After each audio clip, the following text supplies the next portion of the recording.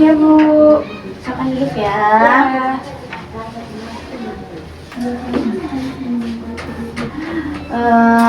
Tadi sebelum kesini dari mana ya? Dari kosan aja sih Bu. Oh, dari kosan ya. Udah nggak ada kelas ya? Udah nggak ada tadi, kosong. Oke, Rina, terima kasih sudah datang ke ruang BK hari ini. Bagaimana kabarnya? Alhamdulillah Bu, baik. Tapi agak sedikit gugup aja sih Bu. Nggak apa-apa kok, wajar banget kalau kamu merasa gugup. Banyak siswa yang juga begitu. Di awal pertemuan di sini, kamu bisa bercerita santai aja. Nggak ada yang harus kamu takutkan. Iya Bu, saya cuma takut kalau nanti saya ngomongnya salah. Saya bisa mengerti perasaan kamu. Kadang kita merasa takut terlihat salah di depan orang lain ya. Tapi di sini nggak ada yang menilai. Kita ngobrol aja seperti teman. Oh gitu ya Bu. Ya, saya pengen tahu dulu nih, keseharian kamu gimana sih di sekolah? Apakah kamu suka ikut kegiatan atau lebih sering diam di kelas? Biasanya saya diem aja sih Bu, takut salah ngomong. Soalnya teman-teman kadang suka ngetawain kalau saya lagi ngomong aneh gitu Bu. Saya paham. Pasti nggak enak ya rasanya kalau diperlakukan begitu. Tapi terima kasih sudah mau bercerita sama saya. Artinya kamu berani dan mau berubah loh. Iya Bu, saya pengen sih bisa percaya diri kayak teman-teman. Itu niat yang bagus banget, Trina. Di sini kita bisa belajar bareng pelan-pelan supaya kamu lebih nyaman dan yakin sama kemampuanmu. Iya Bu, saya mau mencobanya. Saya senang kamu mencoba. Hari ini kita santai aja dulu ya, biar kamu yakin nyaman ngobrol di sini. Iya Bu. Rina, tadi kamu sempat bilang kalau kamu sering takut salah ngomong di depan teman-teman. Boleh ceritakan sedikit biasanya situasi seperti apa yang bikin kamu paling gak percaya diri? Biasanya tuh pas disuruh maju presentasi ke depan Bu, saya suka gemetar, bahkan lupa apa yang mau diomongin. Terus teman-teman tuh suka ngetawain saya. Jadi saat di depan kelas kamu merasa gugup dan takut ditertawakan ya? Iya Bu, kadang saya juga merasa kayak saya ini nggak sepintar mereka. Kamu merasa kemampuanmu lebih rendah dari teman-temanmu? Iya Bu, soalnya nilai mereka lebih bagus-bagus. Terus kalau ngomong tuh lancar. Kalau saya suka salah ngomong atau bingung mau mulai dari mana. Oke, saya paham. Jadi selain takut salah, kamu juga sering membandingkan dirimu dengan teman-teman ya? Iya Bu, kadang saya juga mikir, buat apa saya ngomong? Toh pastinya juga nggak sebagus mereka. Itu pasti berat banget ya. Kalau terus merasa begitu, apakah perasaan seperti ini juga muncul di luar kelas? Misalnya saat kamu bergaul dengan teman? Iya Bu, kadang saya lebih milih diem aja, takut nggak nyambung sama obrolan mereka. Jadi bisa dibilang kamu sering menarik diri dari teman-teman karena takut salah atau takut nggak diterima ya? Iya Bu. Baik, jadi dari yang kamu ceritakan, saya menangkap kalau kamu sering merasa minder dan takut salah, terutama saat berbicara di depan orang lain atau di lingkungan sosial. Apakah kamu merasa hal itu mulai mengganggu kegiatan belajar atau pertemananmu? Iya Bu, soalnya saya jadi nggak berani nanya ke guru kalau nggak paham pelajaran. Terus nilai saya juga terus menurun. Saya paham, Rina. Jadi, masalah kepercayaan diri itu ternyata sudah berpengaruh juga ke nilai belajar kamu ya? Iya Bu, saya ingin berubah tapi susah banget rasanya. Terima kasih sudah jujur, Rina. Dari cerita kamu, saya melihat kamu punya keinginan kuat untuk berubah. Itu langkah awal yang sangat bagus. Nanti kita bisa cari tahu bersama cara supaya kamu bisa lebih percaya diri pelan-pelan ya. Iya Bu, saya mau mencobanya. Rina, dari pembicaraan kita sebelumnya, Ibu menangkap kalau kamu sering merasa tidak percaya diri dan takut salah.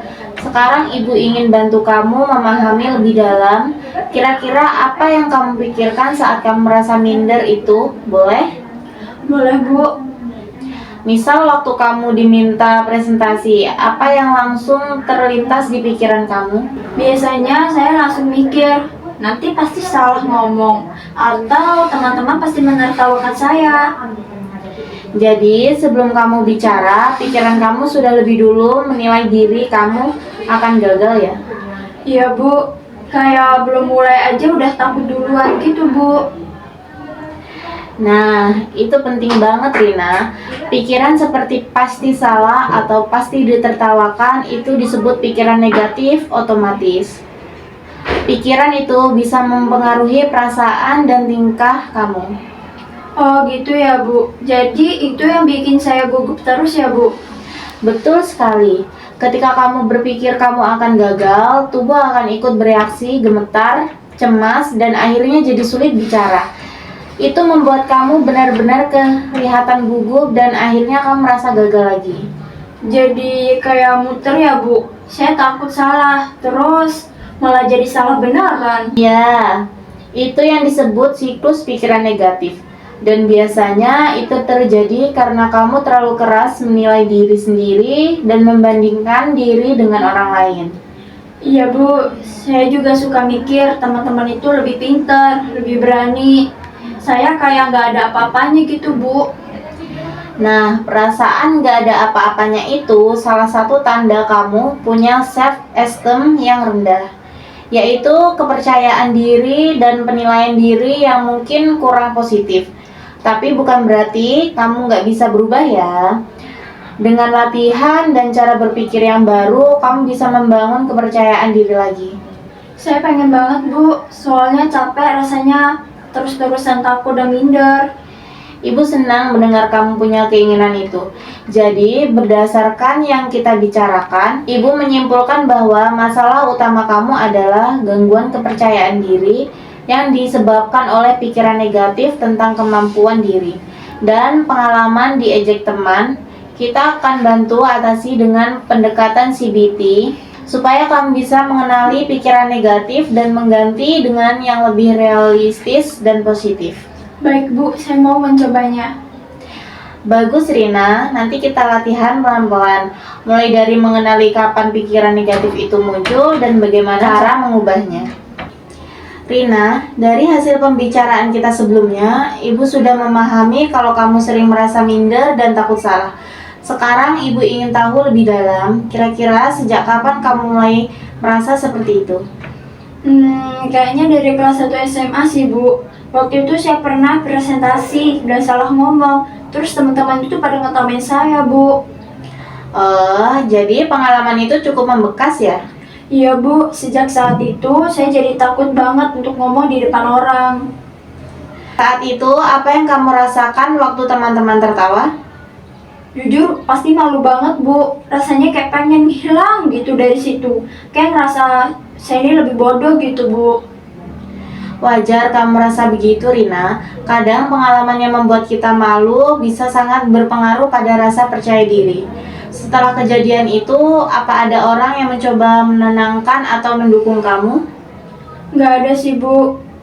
Bu guru cuma bilang lain kali belajar lebih baik. Tapi teman-teman malah ngeledek saya beberapa hari kemudian. Wah, pasti berat ya. Jadi, kamu merasa nggak ada yang memahami perasaanmu saat itu? Iya Bu, saya cuma mencoba diem saja. Lama-lama jadi malas ngomong kalau di kelas.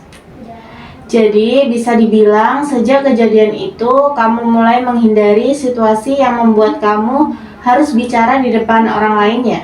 Iya Bu, kalau disuruh maju, saya suka pura-pura sakit biar nggak presentasi. Ibu paham. Selain di kelas, apa rasa minder ini juga muncul dalam hal lain, misalnya saat bergaul dengan teman atau mengerjakan tugas? Iya Bu, saya sering ragu kalau mau ngumpulin tugas, takut nilainya jelek. Kadang saya tunda-tunda karena takut salah. Jadi, bukan hanya di depan kelas ya, tapi juga dalam kegiatan belajar sehari-hari. Kalau begitu, bisa dibilang rasa takut gagal itu sudah mempengaruhi banyak hal dalam hidup kamu. Iya Bu, saya jadi capek sendiri. Kadang nangis diam-diam di rumah karena merasa nggak bisa kayak teman-teman. Ibu bisa merasakan betapa beratnya itu untuk kamu. Tapi kamu hebat karena masih mau datang dan berusaha memperbaiki diri. Itu langkah yang sangat berani loh. Terima kasih ya Bu, saya pengen banget bisa lebih percaya lagi. Dan itu sangat mungkin, Rina. Dari cerita kamu, kita bisa lihat bahwa penyebab utama rasa minder itu adalah pengalaman negatif di masa lalu. Ditambah cara berpikir kamu yang selalu keras menilai diri sendiri. Kita akan coba ubah cara pandang itu pelan-pelan ya. Iya Bu, saya siap untuk belajarnya. Rina, dari pembicaraan sebelumnya kita tahu kamu sering merasa minder dan takut salah, terutama kalau harus berbicara di depan orang lain. Hari ini kita akan mulai melakukan langkah-langkah untuk membantu kamu mengubah cara pikir itu. Iya Bu, saya juga pengen banget bisa percaya diri kayak teman-teman yang lain. Nah, itu semangat yang bagus. Dalam konseling kali ini kita pakai pendekatan CBT. Tujuannya untuk membantu kamu menyadari pikiran-pikiran negatif yang muncul, lalu menggantinya dengan pikiran yang lebih relatif dan positif. Jadi nanti saya belajar cara mengontrol pikiran saya gitu ya Bu? Betul sekali, pikiran punya pengaruh besar terhadap perasaan dan tindakan kita. Misalnya kalau kamu berpikir saya pasti gagal, tubuh kamu jadi tegang, jantung berdebar, lalu kamu benar-benar tidak bisa fokus saat presentasi. Sekarang ibu mau coba ingat satu situasi terakhir di mana kamu merasa sangat minder. Waktu pelajaran bahasa Indonesia sih Bu, saya disuruh maju baca puisi, tapi saya menolak karena takut suaranya jelek. Saat itu apa yang langsung muncul di pikiran kamu?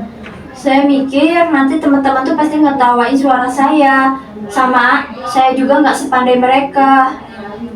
Oke, jadi sebelum kamu melakukan sesuatu, pikiran negatif itu sudah muncul duluan ya? Iya Bu, jadi kayak otomatis keluar gitu Bu. Nah, itu yang disebut pikiran otomatis negatif. Sekarang kita coba periksa pikiran itu satu persatu ya. Kamu bilang teman-teman pasti ngetawain saya. Apakah benar setiap kali kamu berbicara, teman lalu menertawakan kamu? Nggak juga sih Bu, kadang mereka malah sibuk sendiri.